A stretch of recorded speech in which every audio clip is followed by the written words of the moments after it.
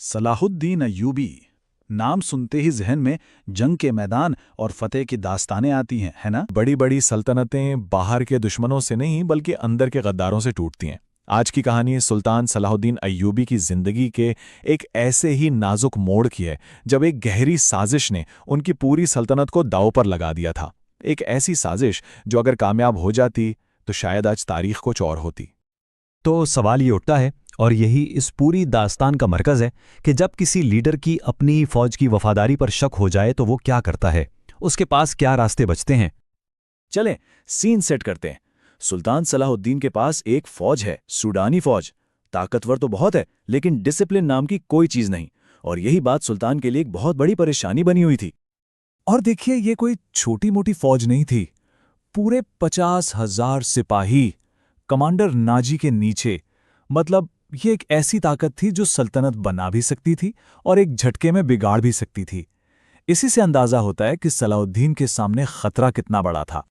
तो होता यूं है कि सुल्तान के ही एजाज में एक दावत रखी जाती है, और वहां सलाहुद्दीन अपने आंखों से उस फौज का हाल देखते हैं। जो वो देखते हैं और जो उनके अपने असूल हैं, उसमें जमीन आसमान का फर्क था।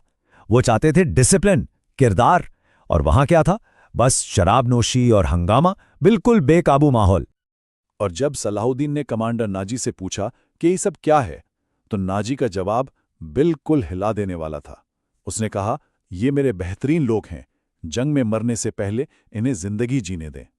सोचें, ये सिर्फ लापरवाही नहीं थी, ये एक पूरी सोच थी। और इसी जवाब ने सलाहुद्दीन के शक को यकीन में बदल दिया कि इस फौज की लीडरशिप और नियत दोनों में खोट है। लेकिन दावत अभी खत्म नहीं हुई थी। कहानी में ट्विस्ट तो अब आना था। कमांडर नाजी अब अपना सबसे खतरनाक पत्ता खेलता है, एक ऐसी चाल जिसका निशाना कोई और नहीं, खुद सुल्तान सलाहुद्दीन थे। महफिल के ऐन बीच में ज़ेबा कोई को पेश किया जाता है। नाजी उसे सुल्तान की एक मासूम फैन के तौर पर मिलवाता है। ये सब एक धोखा था, एक जाल था जिसका मकसद सुल्तान के मजबूत किरदार को कमजोर करना था। नाजी का प्लान बहुत सीधा और गहरा था। उसको लगा कि अगर वो सुल्तान को, जो अपनी परहेजगारी के लिए मशहूर थे, एक डांसर के साथ अकेले में मुलाकात के लिए राजी कर ले तो बस सुल्तान की इज्जत उसके हाथ में आ जाएगी। वो उन्हें ब्लैकमेल कर सकेगा, उन्हें कंट्रोल कर सकेगा। और फिर सबकी हैरानी की इंतहा नहीं रहती जब सुल्तान सलाहुद्दीन इस मुलाकात के लिए हाँ कर देते हैं। यहां तक कि उनके अपने मुहाफिज, उनके अपने लोग ये समझने लगते हैं कि उनका अजीम लीडर, उनका रहबर राह से भटक गया है। क्योंकि ज़ेबा कोई एक जासूस थी और वो नाजी के लिए नहीं बल्कि सुल्तान के लिए काम कर रही थी। ये एक कमाल का काउंटर इंटेलिजेंस ऑपरेशन था। अली बिन सुफियान, जो सुल्तान के इंटेलिजेंस चीफ थे, उन्होंने ज़ेबा को पहले ही नाजी के पास प्लांट कर दिया था।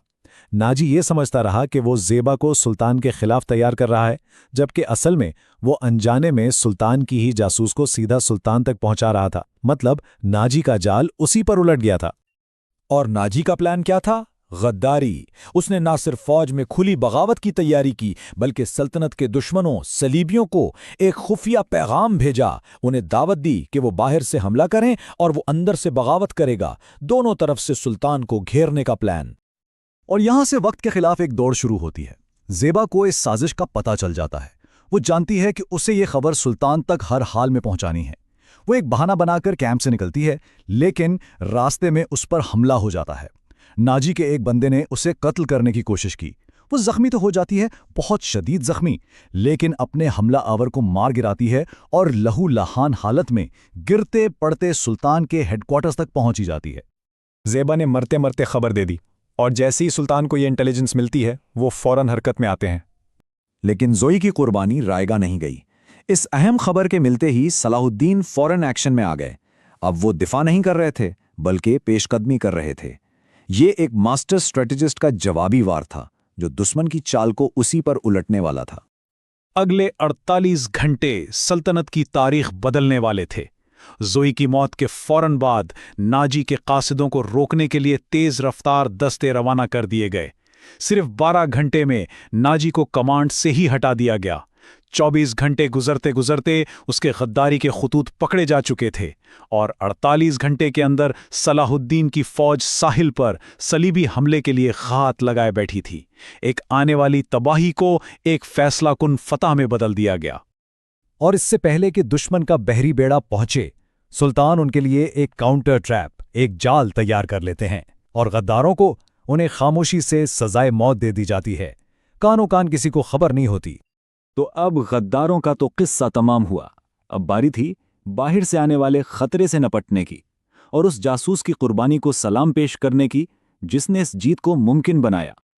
नाजी का पूरा प्लान धरा का धरा रह गया। अंदर की बगावत तो शुरू ही नहीं हो सकी और बाहर से जो सालिबी बहरी बेड़ा हमले के लिए आया था वो सीधा सलाहुद्दीन के बिछाए हुए जाल में जा फंसा। पूरा का पूरा बेड़ा तबाह बर्बाद हो गया।